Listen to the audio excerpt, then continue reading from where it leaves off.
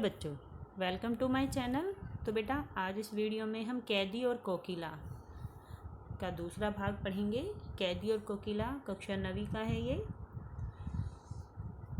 इस कविता के माध्यम से कवि ने स्वतंत्रता सेनानियों के साथ जो जेल में व्यवहार किया जाता था उनका वर्णन किया है। कवि उदास है और जेल में बंद है। रात में वह कोयल को चीखते हुए सुनता है, जिसे सुनकर कवि समझता है कि कोयल तो पूरे देश को ही कारागार समझने लगी है। तो कवि कहते हैं, क्या हुई बावली अर्धरात्रि को चीखी। कवि कहते हैं क्या हुई बावली, बावली यानी कि पागल हो गई हो, अर्धरात्रि आधी रात्रि को चीखी, चीख रही हो, बोल रही हो। तो कवि कहते हैं कि हे कोयल, क्या तुम बावली हो गई हो। कोयल को बावली कहकर कवि संबोधित कर रहे हैं कि क्या तुम बावली हो गई हो, क्योंकि तुम रात को क्यों कूक रही हो।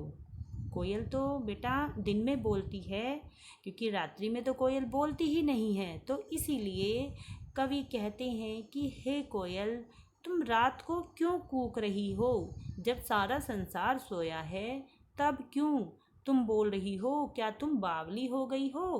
कोयल बताओ तो, किस दावा नल की ज्वालाएं हैं दिखी। कोकिल बोलो तो, किस दावा नल, यहाँ पर जो दावा नल आया है, जंगल में अपने आप जो आग लग जाती है उसे दावा नल कहा जाता है। एक रूप में तो दावा नल का प्रयोग इस रूप में हुआ है। दूसरा है जो दावा नल की अंग्रेजों के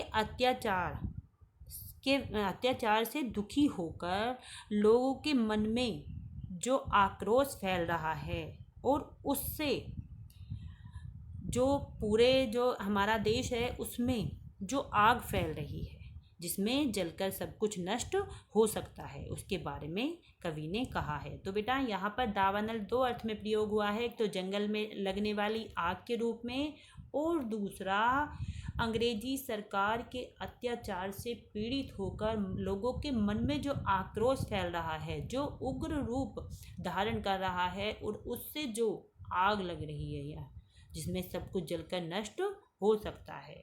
तो कवि कोयल से यही पूछते हैं कि क्या तुमने भी क्रांतिकारियों के मन में जो फैली हुई जो आक्रोश फैल रहा है और उससे जो आग भड़क रही है उसे देख लिया है, जो तुम चीख रही हो। कोकिल बोलो तो, हे कोयल बताओ तो सही, तुम इस तरह से क्यों चीख रही हो। क्या देख न सकती जंजीरों का गहना, हथकड़ियाँ क्यों यह ब्रिटिश राज का गहना। आगे कवि कहते हैं कि हम स्वतंत्रता सेनानियों के हाथों में हथकड़ियों का गहना क्या तुम देख नहीं सकती हो। हम स्वतंत्रता सेनानियों ने जो हाथों में हथकड़ियों का गहना पहना है, क्या तुम उसे देख नहीं सकती हो। हथकड़ियाँ क्यों, अब आगे कवि कह रहे हैं कि हथकड़ियाँ क्यों यह ब्रिटिश राज का गहना, ये हमारे लिए हथकड़ियाँ नहीं हैं।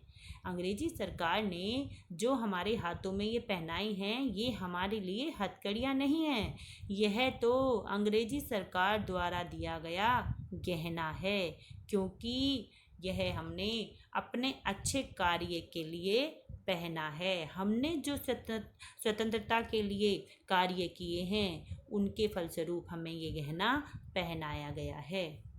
कोल्हू का चर्रक चू जीवन की तान, गिट्टी पर अंगुलियों ने लिखे गान। आगे कवि अपने काम को बताते हैं कि जेल में उनसे क्या क्या कार्य कराया जाता है। तो बेटा जेल में बहुत सारे कार्य कराए जाते हैं, जैसे कोल्हू पर काम कराया जाता है, गिट्टियाँ तुड़वाई जाती हैं, पेट पर जुआ रखकर मोट से पानी खिंचवाया जाता है। ये सब कार्य अंग्रेजी सरकार जो हमारे स्वतंत्रता सेनानी थे उनसे कराती थी।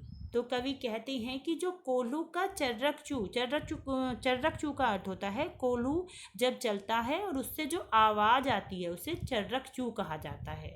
तो कवि कह रहे हैं कि कोल्हू का चर्रक चू जीवन की तान, कि हम जब काम करते हैं, हमारे काम करते समय जो कोल्हू से आवाज़ तुम सुनती हो वह हमारे जीवन का गीत बन गया है। गिट्टियां पर अंगुलियों ने लिखे गान। यहाँ जब हम गिट्टियां तोड़ते हैं और कोल्हू पर जलाते हैं और उससे जो उत्पन्न आवाज होती है वह तो हमारे लिए हमारे जीवन का गीत बन गया है। हूँ मोट खींचता लगा पेट पर जुआ।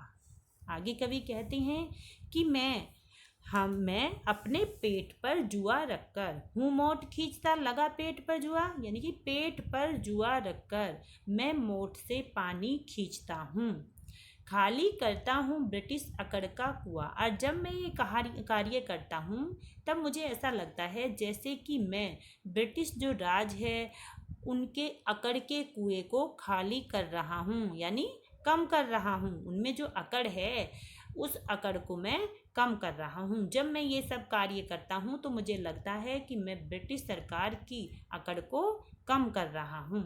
दिन में करुणा क्यों जगे रुलाने वाली। कवि कहते हैं कि अंग्रेजी सरकार दिन में हम स्वतंत्रता सेनानियों पर कोई दया नहीं करती। कहने का अभिप्राय है कि वह दिन भर उनसे कड़ा कार्य कराती है, उन्हें सजा देती है, तो बहुत सारे ऐसे अत्याचार वह उन पर करती है कि उनमें पूरे दिन में भर उनके मन में एक असंतोष ही उत्पन्न रहता है। इसलिए रात में गजब ढा रही अली, इसलिए तू रात में अपना मधुर स्वर सुना रही है। क्योंकि दिन में तो अंग्रेजी सरकार हम पर इतना ज़्यादा अत्याचार करती है, हम पे कोई भी दया नहीं करती, इसलिए तू रात में अपना मधुर स्वर सुना रही है। इस शांत समय में अंधकार को बेध रो रही क्यों हो। इस सन्नाटे के समय में अंधकार को बेध, अंधकार को चीरकर क्यों बोल रही हो। रात के सन्नाटे में तू अंधकार को चीरती हुई जो आवाज है उसे क्यों कर रही है। कोकिल बोलो तो कोयल बता तो सही, चुपचाप मधुर विद्रोह बीज इस भांति बो रही क्यों।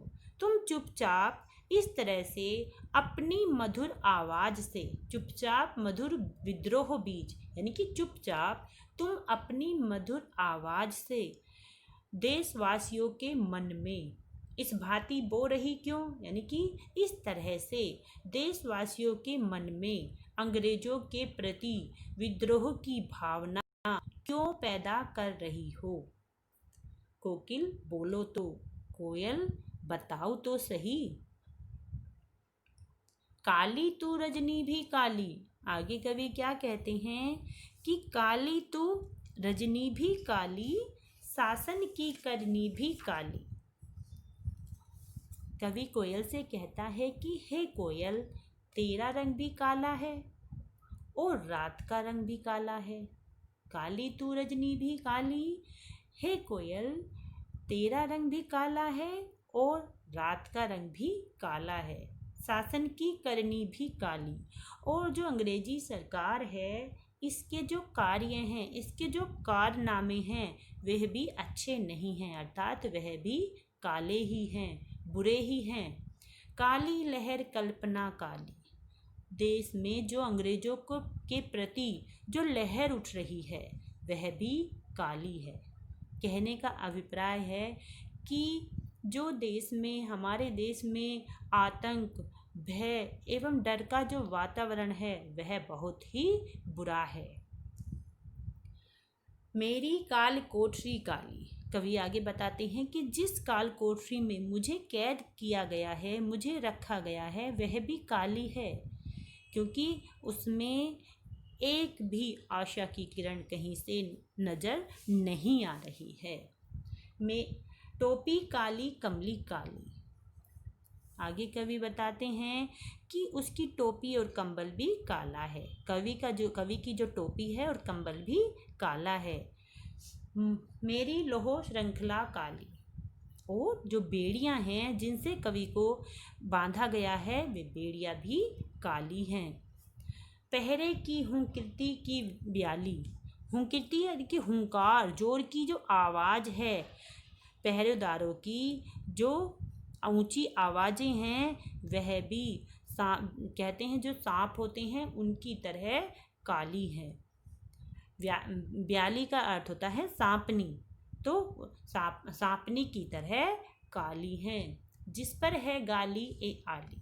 और हे कोयल, ये जो पहरेदार हैं इनकी आवाज़ें सांपनी के समान काली हैं और इतने अन्यायपूर्ण व्यवहार के बाद भी वे हमें यानी कि कैदियों को गाली देते हैं।